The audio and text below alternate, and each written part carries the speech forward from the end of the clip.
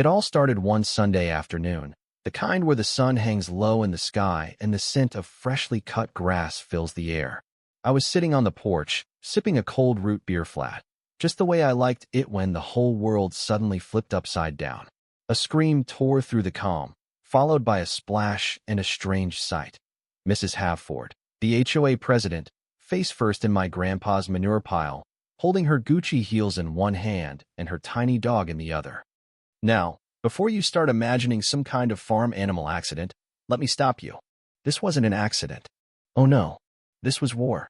And it all started with a chicken named Denzel. You see, Denzel's not your average hench's got more attitude than a biker gang. That day, Denzel had just chased Mrs. Havford out of our barn, flapping her wings like Satan himself was after her. I'll never forget the look on Mrs. Havford's face as she stumbled back, but honestly, I couldn't blame her. That barn meant something to us more than just some storage space. To us, it was a symbol, a piece of our history. Our barn had been built by my great-grandfather in 1922, and it stood proud ever since. It smelled like wood smoke, hay, and memories of good times. My parents had gotten engaged there, under the old loft beams. When Mom passed away, Dad spent hours sitting there, letting the wind move through the slats as if it could speak to him. The barn was a part of our family, a part of who we were. But to the HOA? To them, it was just a place to use as a bathroom. Last weekend, they held their annual garden and grape mixer next door. Normally, we'd ignore their fancy cheese boards and the soft jazz music floating through the pines. But this year, they crossed the line. They set up folding chairs, cracked open bottles of Chardonnay, and well, they brought that city arrogance right into our yard. And that's where the trouble started. One guest, a little tipsy after a couple of glasses of sangria, wandered over to the barn. She pushed open the door and, without a second thought, decided it was the perfect spot for a restroom break. And when I say restroom, I don't mean she just ducked behind a bush. No, she took her time, squatted right there in the hay like it was a public restroom. No shame at all. When Grandpa saw her, he didn't just shout. Oh no. He let out this guttural sound I didn't even think a human could make. And that's when it hit the fan.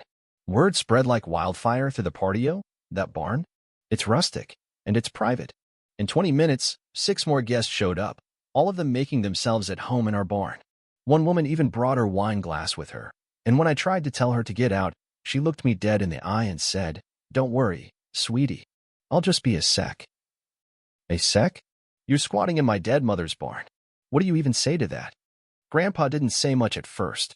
He just stormed over to Barb Emerson, the queen of the HOA, wearing his overalls and Crocs, holding a rake like it was a bayonet. He tried to be civil, asked her to stop using the barn. But Barb, with her perfectly styled silver bob and diamond brooch shaped like a hummingbird, didn't flinch. She just smirked, turned up her nose, and said, "Oh, Buck, it's just a barn. Maybe next time you should put up a sign." That was it. The moment Grandpa snapped. That night, he didn't eat. He didn't talk. He just sat at the table, muttering to himself about war crimes and barn etiquette. Then, like some kind of battle-hardened general, he looked up at me and Max, me cousin, the one who once tried to build a zip line out of fishing wire and nearly lost his eyebrow, and said, "Tomorrow, we strike back." And strike back he did. Grandpa started planning what he called Operation Rustic Justice. The plan was a mix of Saw Home Alone Saw and a wildlife documentary. He locked the barn doors with a triple chain, rigged a booby trap with mothballs and coyote urine, and attached a Bluetooth speaker to play random raccoon noises. Max, not to be outdone, made a sign that said, "Warning, snakes breeding. Do not enter." We hung it crooked for authenticity.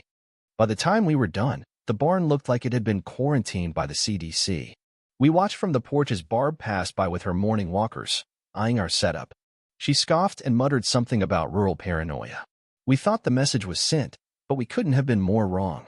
The next day, Max found a crumpled Kleenex and a half-eaten protein bar behind the barn. Someone had breached the perimeter. Grandpa was livid. He didn't waste time. He called animal control not because there was any real issue, but to make things worse. He told them, "I believe a feral alpaca and 3 aggressive raccoons have taken up residence in my barn. They growl at night and may have rabies." He was serious, too. We waited for animal control, Grandpa keeping a journal of EVY Denke, while Max and I trained Denzel our now terrorizing Hento chase on command. We were in too deep. Things took a turn for the worse when Barb sent us a passive-aggressive letter, claiming that the barn was unsanitary and violated HOA aesthetic guidelines. She even suggested voluntary demolition for community harmony. Grandpa's response was simple: "Over my composted corpse." That's when the real chaos began. Animal control showed up, during Barb's monthly brunch no less, with sirens blaring like a dying goose. 2 officers khaki-clad and looking very serious came marching up, nets and poles in hand, asking if we'd seen any erratic poultry behavior or. And just as they asked, Denzel broke free from her pen and charged toward the brunch crowd, tiara flapping and vengeance in her heart. Mrs. Halford screamed, her dog peed itself, and Barb dropped her plate of mini quiches as Denzel launched herself into her lap. It was like watching the universe get its revenge, right there in front of us. But it wasn't over yet. Grandpa was just getting started. The following day, he wore a trench coat made from a shower curtain, aviator sunglasses, and carried a clipboard like he was on a secret mission. Max and I exchanged worried glances. This was beyond eccentric. But Grandpa was serious. The humiliation of the barn invasion had awakened something in him. Something I hadn't seen since the 1977 Possum Festival riot. He wasn't just eccentric anymore. He was strategic. He reinforced the barn with even more locks, rigged motion-activated speakers to play horrifying animal noises, and slathered molasses and wood ash on the barn's outer walls to make it look like something had been clawing at it. The next morning, we heard the first signs of Tori. Barb walked by, sniffed the air, and wrinkled her nose. "That smell is appalling," she said. "Phase 1 successful," Max whispered. But it didn't stop there. Grandpa got even more creative, calling animal control again, this time reporting a large frothy beast in the barn, either a feral alpaca or a hairless coyote with a grudge. The animal control officer took it seriously and promised to send someone out the same week. We were in too deep. The tension reached its peak at the next HOA board meeting. Grandpa presented the original deed to the land, proving that Barb's garden was on Saw property. It was official. The land she thought she owned? It belonged to us. That's when Barb lost it. Her composure cracked. She tried to argue, but the evidence was undeniable. The room was silent as the community finally saw the truth. We won, but it wasn't just about the barn anymore. It was about standing up for what was right. Grandpa's Tori wasn't just about land. It was about preserving the legacy of our family. And that barn, it became a symbol of that fight. So, what do you think? Do you think we did the right thing? What would you have done in our shoes? Let me know your thoughts in the comments. And hey, if you've ever had a run-in with your HOA, drop a comment. I am sure it'd be a good story to share. Thank you for taking the time to listen to today's story on Store of Good Stories. If this story touched your heart or made you think, don't forget to hit like and share the video to spread this positive message to more people. And if this is your first time here, make sure to subscribe and turn on the notification bell so you won't miss any of the meaningful stories we share every week. Your support is the biggest motivation for Store of Good Stories to keep bringing heartfelt and valuable stories to you. See you in the next video.